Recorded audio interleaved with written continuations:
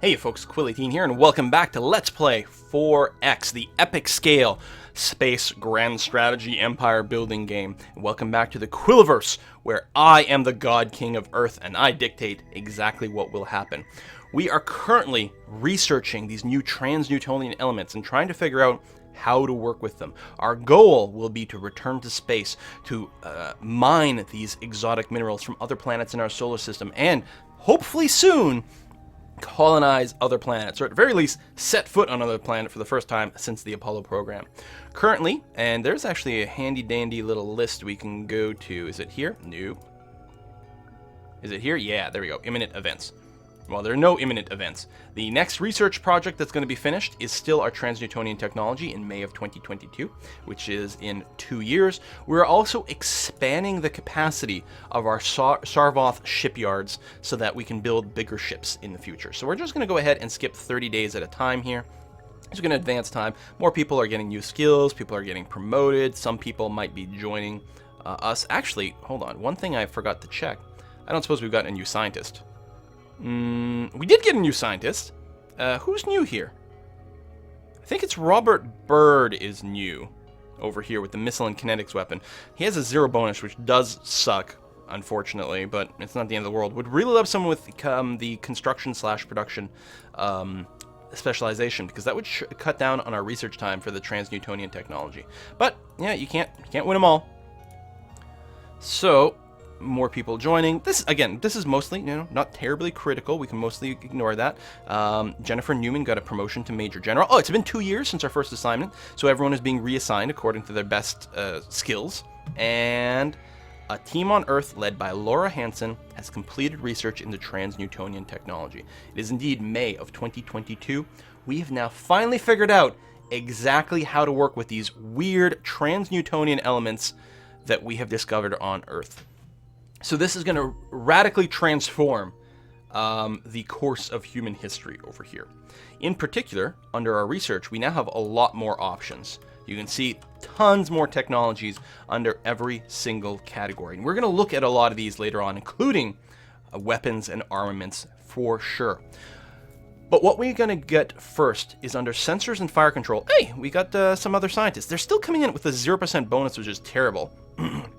But it's not the end of the world. We want geological survey sensors. With this technology, we will be able to build a ship that can scan planets and moons and asteroids and comets from orbit and tell us if there are more trans-Newtonian elements. So we want to research this. We are going to go ahead and get George Jackson on here. George Jackson's specialty is sensors and fire control. Because he's working on his specialty, he will get 4 times his bonus. His bonus is 0%.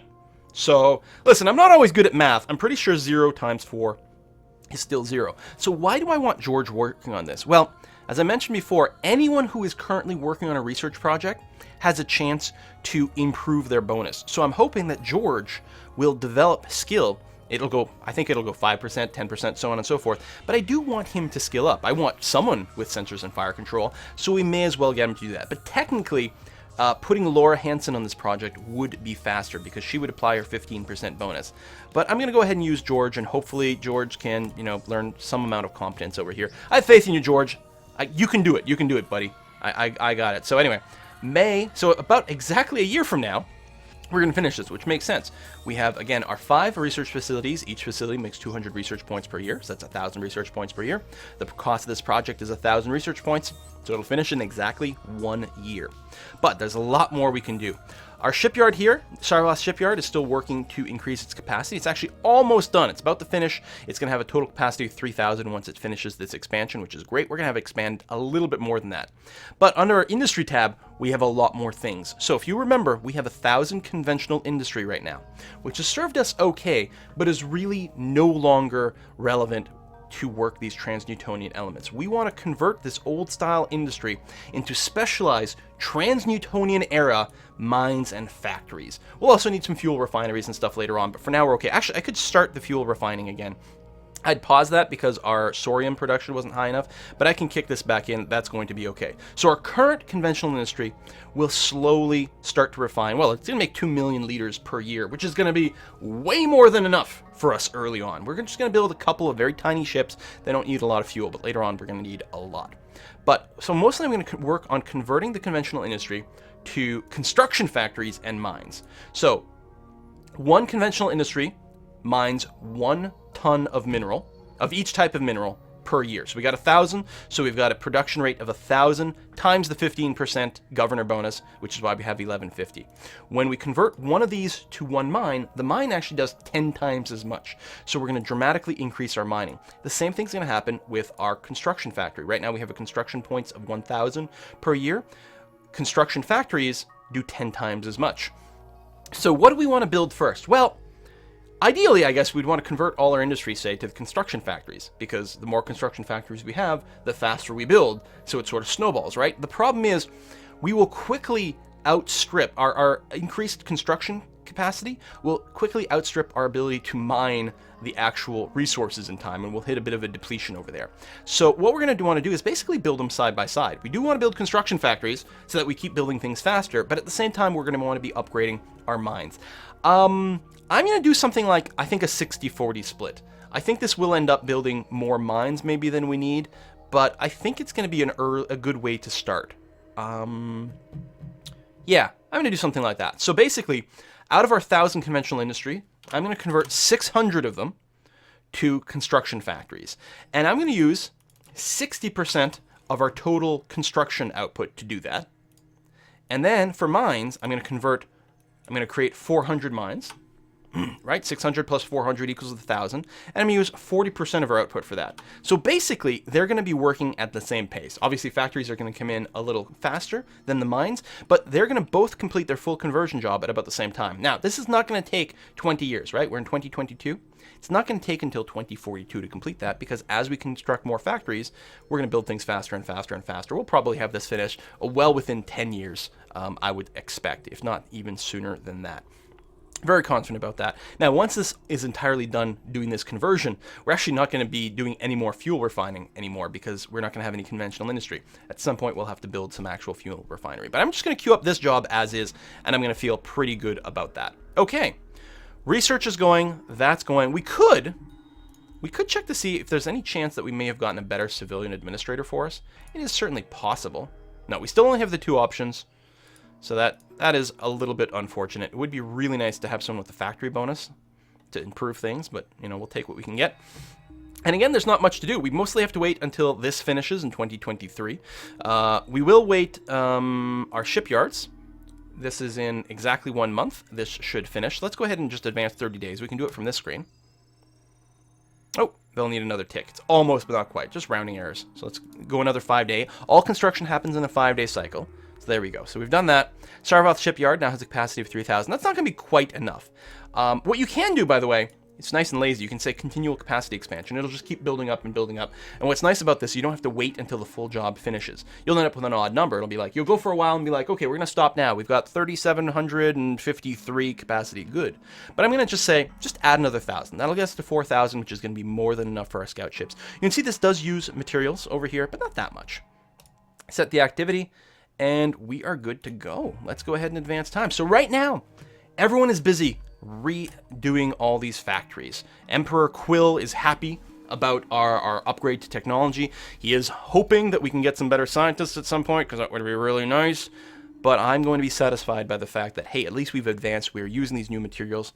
I figure at this point I've fully uploaded my brain to the Matrix and become immortal and run the entire internet, because that sounds like fun. Okay, our 1,000 tons of capacity were added to Sarvoth. Anytime something important happens, the auto turn stop. And in this case, it was the additional capacity to Sarvoth.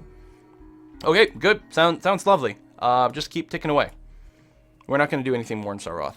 Oh, geological survey sensors just finished. Excellent. So now we have the ability to design a ship that can find more trans-Newtonian elements. That is so exciting. And our scientists are no longer working on anything. So let's get working on our ship design. We're going to find out when we start building our ship design that we are missing one more little thing. Just a tiny little thing. An engine. So to do ship design, it's right over here. We're going to design a new class of ships. And this is a class design window. To start off, just click on the new button at the bottom left corner. Boom. So this is going to create a new class, and it's basically an empty ship right now. An empty ship still weighs 255 tons and needs 10 crew. That's pretty massive. By default, it named this class the Halifax. That's because I have my Empire theme set to Canada, so it used a Canadian city name as the name of the class. We are going to rename this. So you can hit auto rename, and you'll see like Iroquois, Upholder, Kingston. So it'll name these classes there. You can also manually rename from here. You can also, this is new as a 7.1, you can hit select name, then you can pick like a category, and then you get a list of things that fall under there. So that's, fun. But we're going to manually rename this. So this class is going to be the Speedy Savant Geological Survey Ship. So we're going to do that. So you can see the class name has changed over here. The type is ship. The other option here is PDC, which is Planetary Defense something. Compound? I can never remember. But basically, it's a giant building on a planet. That building can house ground troops. It can house better sensors. It can house missiles, lasers, things like that, but it is on the ground. It's not a space station, it's a ground-based station over there, but we're designing a ship, obviously. And then there's the hull classification over here, and there's tons of options. This has no effect on gameplay whatsoever. The only use of this is to help you organize your own ships, and it also makes sure that when you design a ship, for example, we're going to make our class is a geological survey vessel over here. Every single ship we build of this class is going to have GSV in front of its name. Makes it easy to know what you're building. So it's a geological survey vessel. Gravitational survey vessel is something else. So geological survey vessel is what we're building. We've got a bunch of tabs over here. The one we're concerned with right now is the design view. This is where we can add components. By default, some components have already been added over here. We've got a bridge, engineering spaces, some fuel storage, some crew quarters, and a tiny bit of armor. All your ships need at least one layer of armor. That's what keeps the oxygen in and the space out. So all your ships will have that. You can easily add more armor, but we're not going to do that for a scout ship. We want it cheap, we want it light, we want it fast. So then we can add more systems. We can do that simply by clicking on more stuff, like we could add more fuel storage if we want. You can see it's now got ×2 fuel storage over here. And you can remove that by just double clicking on it over here. So we're back down to ×1. What we want though is the geological, I'm going to keep saying gravitational, geological survey sensors over here. And I click on this. What this does is it generates 1 survey point per hour when we're in orbit around a planet. It costs 1,000 uridium, and it's a size 5, so it added weight. We went from, what were we, 255 tons? To a 600-ton ship like this. Excellent! Is there anything else we need? Yes, we don't have engines. Even without engines, ships can always move at least 1 kilometer a second. That's the smallest speed that anything can basically move in space. So basically, you're just using some thrusters and stuff to sort of shuffle you around. 1 kilometer a second speed is pretty good, but we're using that sorium fuel in our thrusters, so we get a fairly decent a boost there. But this ship is not actually really going to go anywhere. We need engines. Why are there no engines in the list? Do we not have technology for engines? Well, we don't have great technology for engines, first of all. If we go into our research window and we go to power and propulsion over here, what we can do is we can research pressurized water reactors. And in here, it tells you that this is a prerequisite for nuclear thermal engines. So by researching pressurized water reactors, we can then research nuclear thermal engines, which is a kind of engine that makes us go faster. But we don't need that. We do have engine technology right now. Basically conventional engines, standard rocket engines. These are going to be better than normal rocket engines because we're burning sorium fuel, but we still get, rocket engines. But you can't add it to a ship until you've actually designed it. We have the technology, but we haven't actually designed an engine, and that's what this screen is right over here. When you open it for the first time, you'll probably get an error.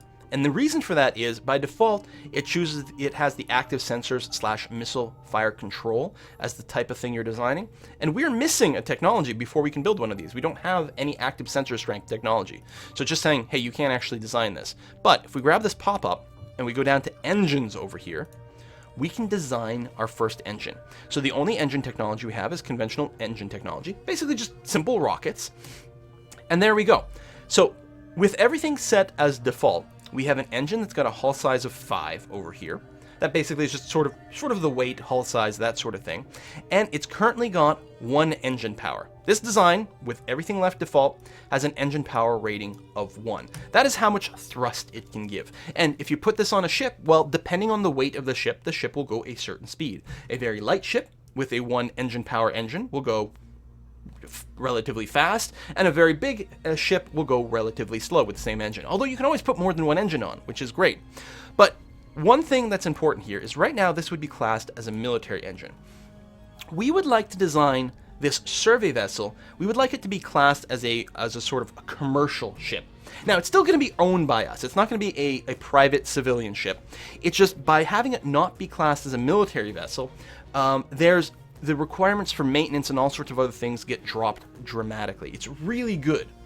But if you have a single part added to the vessel that counts as a military part, then the whole vessel becomes a military vessel. Then it needs a fair bit higher demand for military. So we would like this engine to be considered a commercial engine. How do we do that? Well, right here it says, the engines of 25 hull size or greater and with a power of negative 50% or lower are classed as commercial. So what does this mean? Let's deal with the second part first. We've got this power efficiency modifier over here, okay? Right now it says engine power times 1, fuel consumption per engine power hour times 1. Okay, what does this mean? So if we look at a description, our engine power is 1, great, and our fuel use per hour is 0.95. So effectively we're using, let's call it 1 liter of fuel per hour, and we are generating 1 engine power per hour. So our fuel consumption per hour is basically 1, right? 1, 1, 1. What we can do here is we can lower our engine power. So if we take this, for example, at times 50, our engine is now only half as powerful. We have a 0.5 engine power conventional engine. But this only takes 0.18 liters of fuel per engine power hour. So it's half as powerful, but it only takes 20% of the fuel. It's, I don't know, depending on how you want to class it, it's 5 times as fuel efficient, even though it's only half as powerful. So our bang for a buck is huge. So our fuel use per hour has dropped to 0.08. Obviously, we're going to need to burn our engines twice as long to get anywhere. So you take this value and double it to find out our fuel consumption per engine power hour. So that makes sense. It's, double the value. But still, it's going to take us twice as long to get there, but we're only going to use 1/5 of the fuel to do it, which is amazing. And that's the thing to remember, is like, this is the value you really care about. The actual usage per hour doesn't really concern you. You just want to know that based on the distance that I want to travel, this is the number that is going to determine how much fuel I use. So now we suddenly have a much, much more fuel efficient engine. And that's the thing, commercial engines are much more fuel efficient. They also have to be bigger. Now, one of the advantages to being bigger is your engine continues to become even more fuel efficient. You can see you get a 25% reduction in fuel consumption from having an engine of 25 hull size, which is the smallest engine you're allowed to have in a commercial ship. So commercial ships have big, heavy, fuel efficient engines. And they're so big, I assume like they have more fuel filters, or they have, better compression pumps or whatever. So they're just more fuel efficient. But with military vessels, fuel efficiency is not what you're concerned about. You want engines that are as small and as powerful as possible, so your military ships can go super fast. So by having done this and that, we now have an engine that is classed as commercial. See that? Commercial engine. Great. So we could leave this name as is. I guess I'll probably do that just to avoid renaming these engines too often. But I'm going to give it a company name just for extra flavor. And this is going to be Light Giver Corp. Light Giver Corp is going to be the company that makes our commercial engines over here. I like that. Or at least our engine company right now. Maybe we'll have some competition for the Light Giver Corp later on, but that's going to be fine. So we've done all this. We're going to hit create. We get 0 pop-up, 0 confirmation that anything has happened here. But we've created this engine design. It is going to take 50 research points to complete. If we go back to our research window over here, and we go down to the power and propulsion category, we can see our Light Giver Corp 2.5 engine power commercial conventional engine is in the list with 50 research points. We'll go ahead and get Laura Hansen to do it with all the labs. Create. And you can see it predicts that it'll be finished on the 2nd of June. So basically just 10 days, I think. So we're going to skip ahead 5 days. There we go. And another 5 days. Oh, nearly done. So I'm going to skip ahead one day because you're like, okay, it's going to be done tomorrow. Not exactly. You see the completion date keep changing? Again, I keep telling you, the industry and research all happens on a 5-day cycle. So you don't really need to advance one day at a time. 5-day chunks is the way it's going to be. All right, we have completed that engine design. Now we can go back to our ship design. Notice our ship is still here. You don't ever have to hit save or anything in this game. It automatically saves the database as you do things. We can go back to design view, and we now have this engine. So we're going to double click on that. And we now have an engine. Our ship will now go at 47 kilometers per second. That is, in real life terms, really damn fast. I mean, if you played Kerbal Space Program, keep this in mind. That's 47,000 meters per second. That is really quick. But not that quick for our purposes. This is still going to be a very, very slow ship. In fact, I'm going to be tempted, and I think I'm going to do this. I'm going to add a second engine on there. 71 kilometers a second. Okay, so, it still's not going to be the speediest thing around later on. Later on, we're going to get ships that go 1,000 kilometers a second and more, and much, much more. But this is going to, this is fine. It's the year 2023. This is a much faster ship than humanity has ever built. It's great. It's got the scanner. What else do we need to do? Well, there's a value over here for deployment time. This is how long we expect this crew to be away from Earth, to be away from shore leave. But 3 is the minimum for a commercial design. 3 months is nothing. It's going to take us 3 months just to freaking get to Mars, right? And then you've got to sit around there and do your geological survey scan, and then presume, some amount of months to get back. Depends on the position of Earth and Mars. So this is not a sufficient amount of time. What happens if you're gone longer in your deployment time? Your people don't die or anything like that. Their morale just starts to drop because they run out of chocolate bars. Their PVR is empty. They've got no more TV shows. They start to get really miserable. They start to work less efficiently, which is not good. We're going to want the ship, especially with its low size, we're going to want a relatively long deployment time.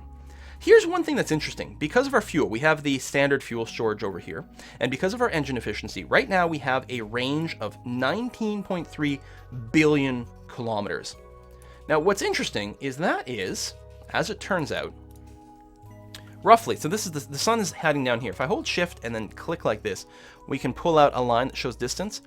And if I go to around, say here, because this is in millions of kilometers, so right around here, we're hitting 16 billion kilometers. So this has enough range to get from the middle of the solar system, which is effectively where the Earth is, all the way to out here. So it can basically get anywhere in the solar system. And in particular, where's Pluto? That's probably Pluto right up here. No, that's Neptune. Oh yeah, Pluto, I believe, is classed as like an asteroid in here because Pluto's not a planet.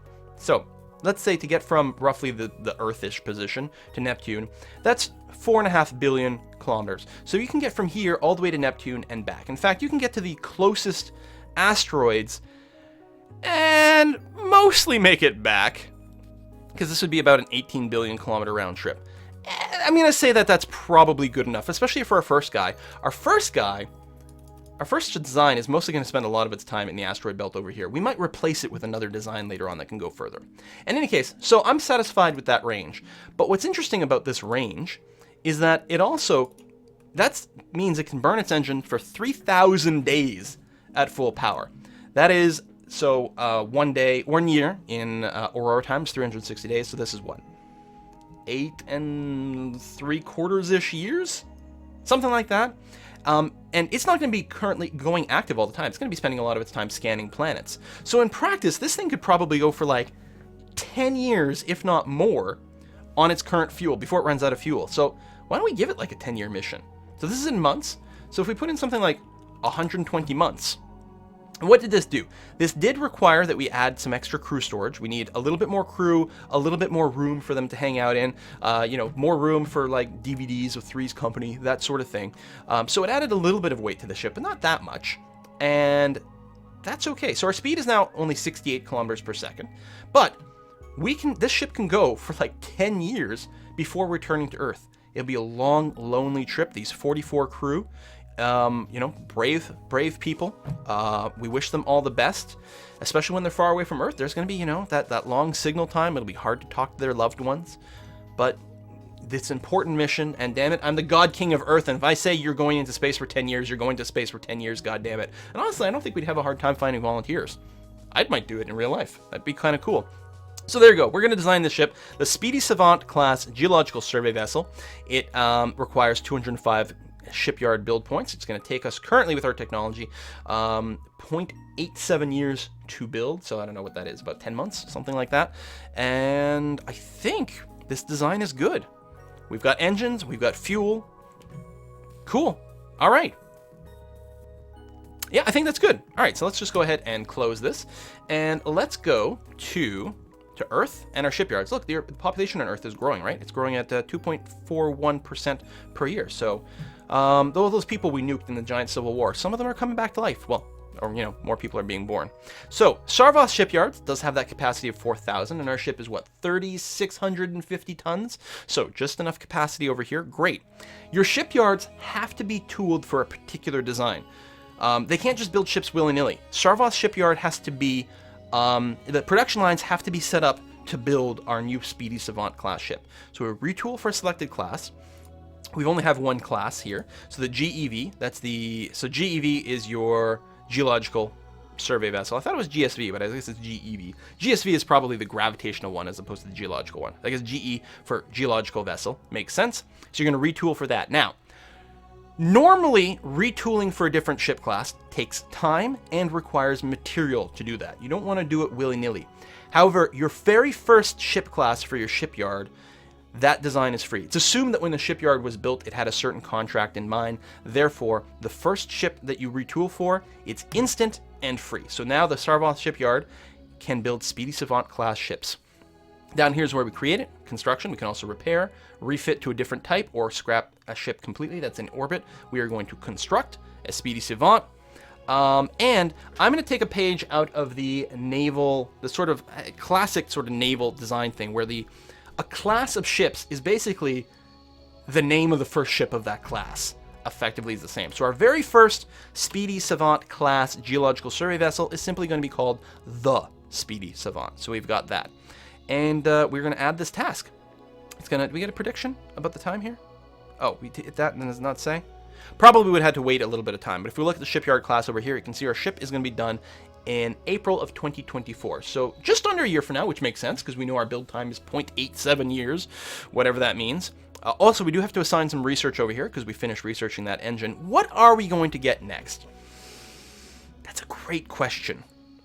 If we had someone who had specialization in construction and production, I'd be very tempted to go here, either get the improved construction rate, the improved mining rate, or the improved research rate. Maybe also the shipbuilding, but I think we can wait on that, right? Obviously, researching more research is a pretty good engine, but we don't have anyone who would be particularly good at that. I'm tempted to just use the strengths that we've already got, and maybe, since we don't actually have to worry about rushing out any particular tech right now, what I might do is just allocate one lab to 5 different people, and just to try to get some skill ups.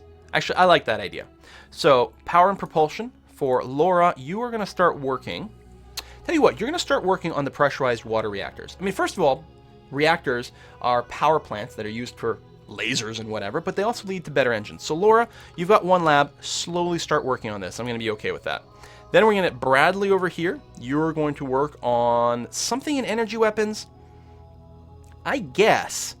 I mean, I think I do want to use missiles this game. Missiles are really interesting, but oh, you know what we can do is we can research meson weapons. So there's a variety of different types of energy weapons: laser, meson, microwave, and this is the plasma carronade. And they all do slightly different things. Lasers are very highly focused weapons, so they're really good at piercing through armor to deal damage in the layers beneath. But their range and fire rate isn't quite necessarily as good as missiles. Missiles can fire much further away, and they can actually do a lot more just pure damage, but they tend to spread their damage out a little bit more when they hit a ship, which is nice if a ship is so heavily shielded and armored that you really do have to batter away at the ship before you even have a chance to pierce through. Missiles will do a lot better of a job than that than lasers. Plus, they have a longer range. But so there's pros and cons. Meson weapons are interesting because I believe they ignore shields and armor completely. They're very short range, but they do ignore those things. They can also be fired within the atmosphere. And all that put together make them very good point defense weapons, because to shoot down missiles are relatively hard to detect and they move very quickly. So you tend to only be able to shoot down enemy missiles from relatively short range. So meson, or meson, maybe it's meson, I don't know, weapons, tend to be a pretty good choice for that. So, you know what? And that's fine. It'll keep Bradley busy. So, Bradley, you're going to start researching the 10 centimeter meson focal size to start off with one lab. There we go. We're going to create that. Excellent. Archie, you're just going to stand idle right now because we already have someone doing some energy research. So, George Jackson over here with the sensors and fire control. We got a few options. So first of all, if we are going to use beam weapons, we do need to get the beam fire control range upgraded so we can fire at targets further and further and further away. Fire control speed rating is used for beam weapons. Basically, how fast of a target can we hit with this? And this sort of determines the maximum speed of our target that we can reliably hit. And this starts to give you a hint as to the speed of some of the ships we're going to be facing later on. I think, though, we could research improved geological sensors. This won't change the ones we already have in production, but our new ship designs could use an upgraded geological sensors. They're slightly more expensive, and I think they use a bit more material, but the weight is the same as our current geological sensors. However, they generate 2 survey points per hour, so they survey twice as quickly. I think, though, I'm just going to get the active grav sensors. We don't have any active sensors. We're going to talk about how sensors work later on, but if you remember when we went to design over here, we get an error right away on the active sensors / missile fire control because we don't have any active sensor tech. So clearly we're going to want some active sensor tech. So let's go ahead with that. So George Jackson, active sensor tech, use 1 lab, and mostly I'm using this to hopefully they start getting some promotions and upgrades. It'll be nice for the future. These are all techs we want, but we're not worried about getting them instantly. Okay, Richard Bird, Bird, what a great name for someone who researches missiles. You are going to research what? I think what would be nice is the implosion fission warhead. So MSP is missile size points? Yeah, points, I assume. Missile size points. And right now, our current warheads do 1 damage for 1 missile size point. So you design missiles to have a certain size. You're like, okay, we're going to design an anti-ship missile, and my budget, I try to make something that fits within, like, say, a size of 4, because that's what I'm going to design my launchers to be, and so on and so forth. And so you're like, okay, well, out of our missile size of 4, I'm going to use 2 missile size worth for our warhead. Right now, that would lead to a warhead that does 2 damage. If we research this, then our warhead would do 6 damage.